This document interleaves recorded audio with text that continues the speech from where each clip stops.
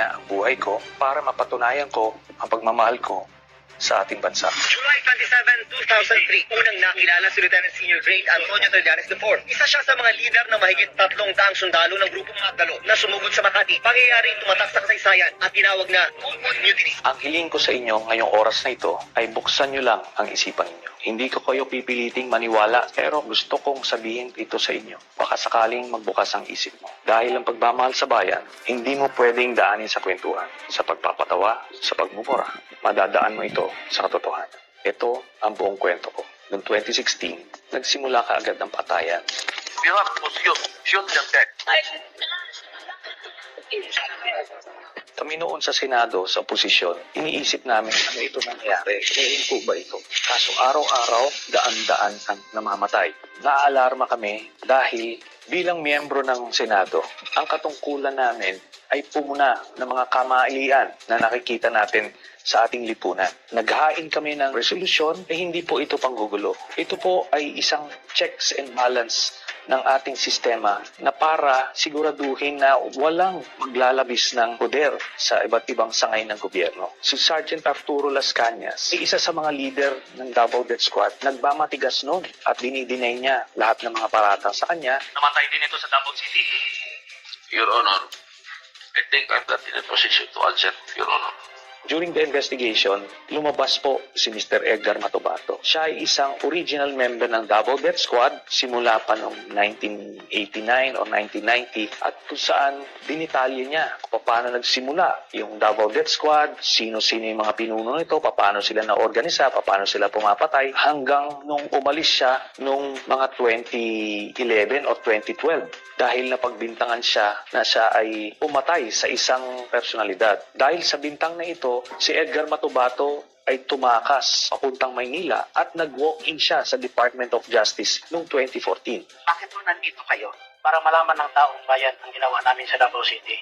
Para mabigyan ng katsungan yung lahat, yung namatay ng mga inosente. Siya ay kinwestiyon ng NBI agents, tinitingnan kung totoo ang kanyang storya at dito na nga mas lumalim yung investigasyon. Yung lahat ng mga pinangalanan ni Mr. Matubato na mga miyembro ng Davao Death Squad, na mga miyembro rin ng Philippine National Police, ito ay pinatawag namin sa Senado. Itong si Sergeant Arturo Las Cañas, kinalaunan, siya ay umamin na totoo nga lahat ng mga sinabi ni Edgar Matubato at mas marami pa siyang sinabi tungkol sa Davao Death Squad. And understanding of what I had said, because I tried all the testimonies of Edgar Matubato against myself. Sila talaga ang nag-organisa ng Davao Death Squad under Mayor Rodrigo Duterte. At ang mga sinalaysay nila Edgar Matubato at Arturo Las Cañas ang mga naging basihan ng unang communication na naisampa sa International Criminal Court. Ito ay nung panahon na naging miyembro tayo ng ICC noong November of 2011 hanggang March of 2019. Si Arturo Las Cañas, masasabi ko na meron siyang photographic memory. Kaya nung siya ay in-interview na ng ICC investigators, isang linggo siyang na cross-examine. Sinubukan talaga, balibalik ta rin yung kanyang testimonya. Pero pare-parehas ang lumabas na mga detalye. Ilang mga specific cases ng murder ang isinama niya sa kanyang 186-page affidavit kung sino yung mga miyembro ng hit squad, sino yung nag-drive ng getaway vehicle, gamit na pagpatay, saan pinatay, dinala at nilibing. Ganong kadetalye ang kanyang affidavit. Kaya dahil dyan, siya ay naging star witness. Sa report ng The New York Times noong 2017, nasa kustodiya na raw ng ICC o International Criminal Court si Las Cañas na nagbibigay proteksyon sa mga testigo.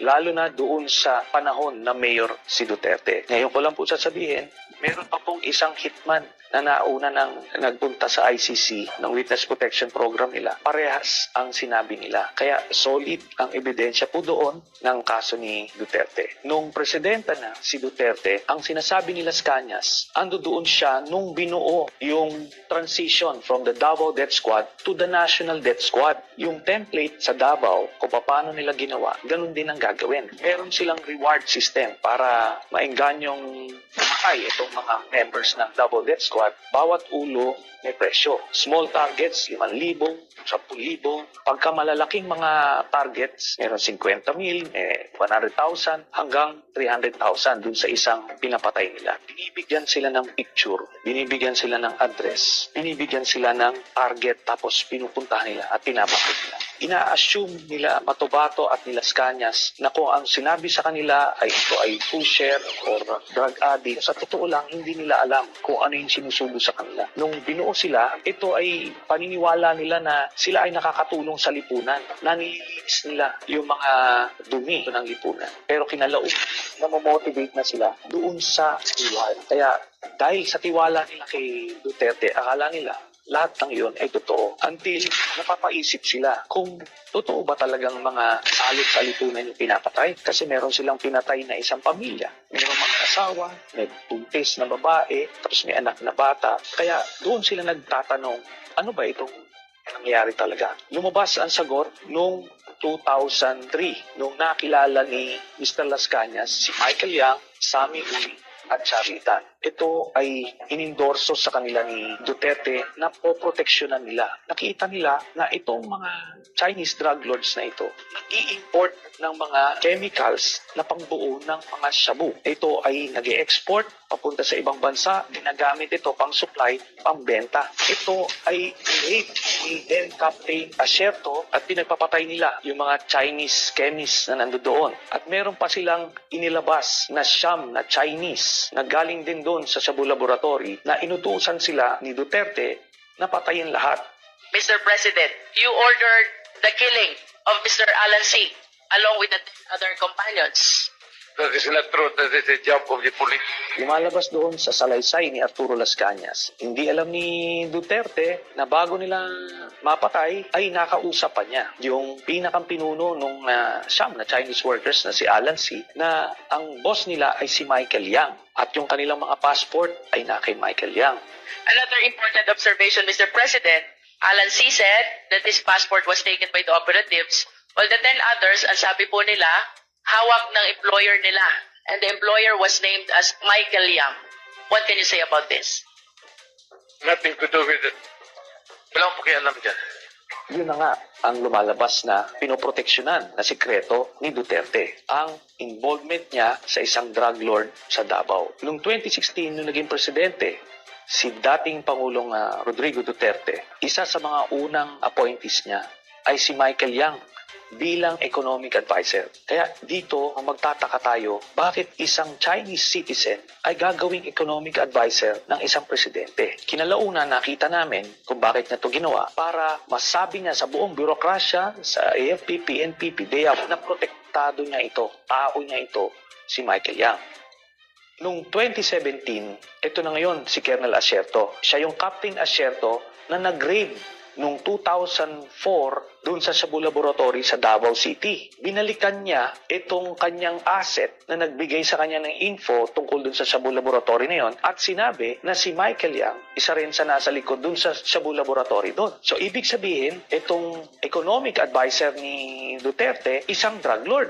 Nung panahon na yon, hindi alam ni Colonel Asierto ang ugnayan ni Michael Yang at ni Duterte, kaya gumawa siya ng report. Nais niyang impormahan ang iba't ibang ahensya na ang malapit na advisor ni Duterte ay isang drug lord at baka hindi ito alam ni dating Pangulong Duterte. Kinalaunan, nung nalaman ni Duterte yung report ni Colonel Asierto, binaliktad niya. Nasangkot sa illegal na droga ang malapit na kaibigan ng Pangulo na si Presidential Economic Advisor Michael Yang. Tinukoy ni Asierto si Yang at isang Alan Lip na nasa likod ng nadiskubre nilang malaking Shabu Laboratory sa Davao noong 2004. Sabihin mo yung Michael Yang lalabas ni Asierto. Hindi yan totoo.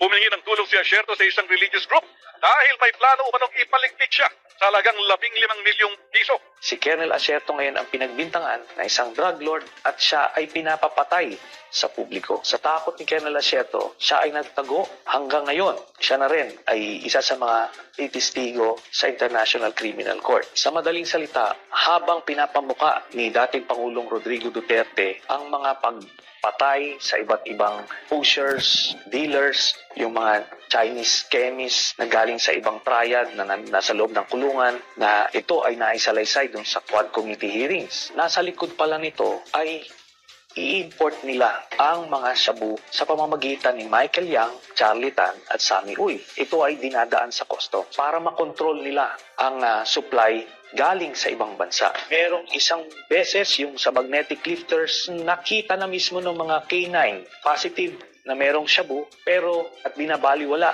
ni Duterte at ina-arbor kung sino man. They were assuming that for those metal magnetic,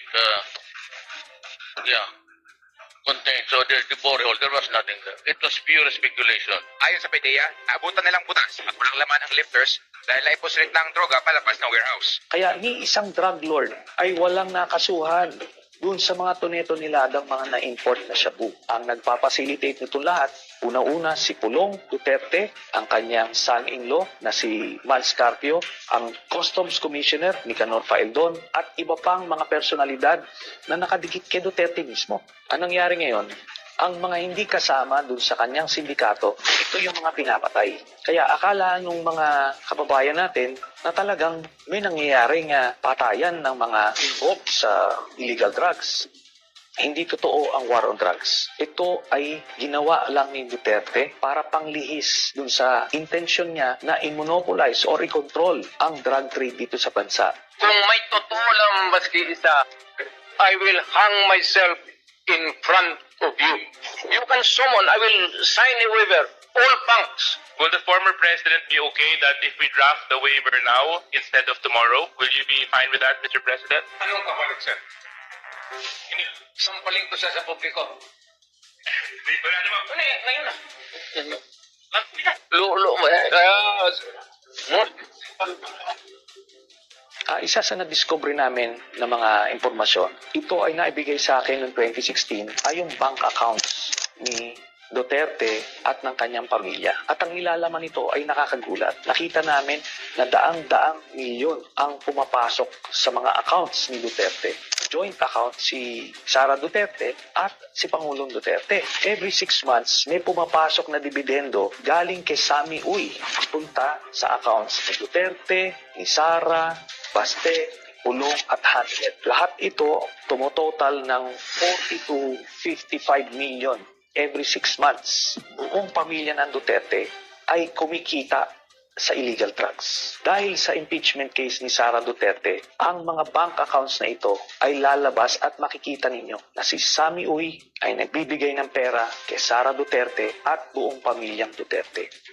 Ang buong paniniwala natin na si Duterte ang pinakang galit sa illegal na droga. Pero ang katotohanan, siya pala ang may pinakamalaking drug cartel dito sa Pilipinas. Ito pong mga impormasyon na to ay nakalap namin. Hindi po ito gawa-gawa at nakita natin ito ay nasuportahan nung kaso mismo ng International Criminal Court. Hindi magsisimula ang kaso ng ICC kung yan po ay gawa-gawa lang. Napakagagaling po ng mga investigador dyan. Hindi ka pwedeng gumawa-gawa lang ng kwento dyan.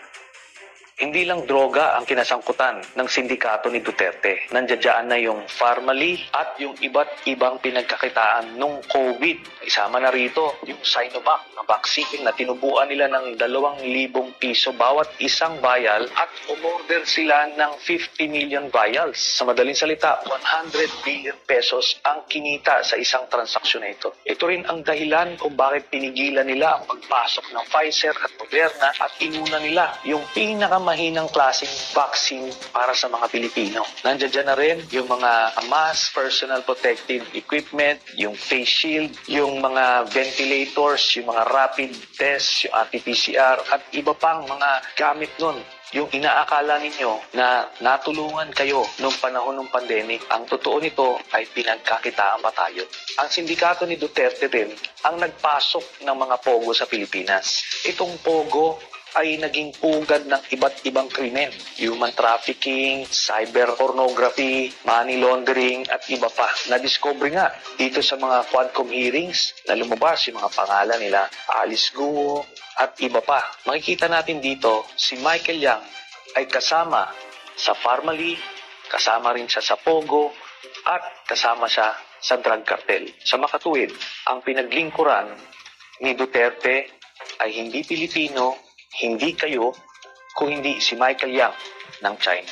Sa mga nagsasabi na ang lahat ng mga nangyaring ito ay isang political na away between Marcos at Duterte, 2017 pa lang ay final ko na ang kaso. Wala pa po sa pwesto si President Marcos. Halos 8 taon na inimbestigahan ito ng ICC. Nabunga lang ito ngayong panahon na presidente si President Marcos. Hindi po ito panggigipit kay Duterte, kundi isa po itong katunayan na merong hustisya sa mundo. Kaya patuloy ko pa rin itataya ang buhay ko para sa inyo. Dahil alam ko, punong-puno tayo ng pangarap na gusto nating magbago ang bansa natin. Kaso nga lang, walang tumatayo, walang nakikipaglaban, at walang totoong nagmamahal. Masakit man tanggapin, Pilipino tayo, pero binababoy tayo. Kaya ako ito pinaglaban. Na kahit itaya ko ang buhay ko, hindi ko tatalikuran ang pinangako ko sa inyo.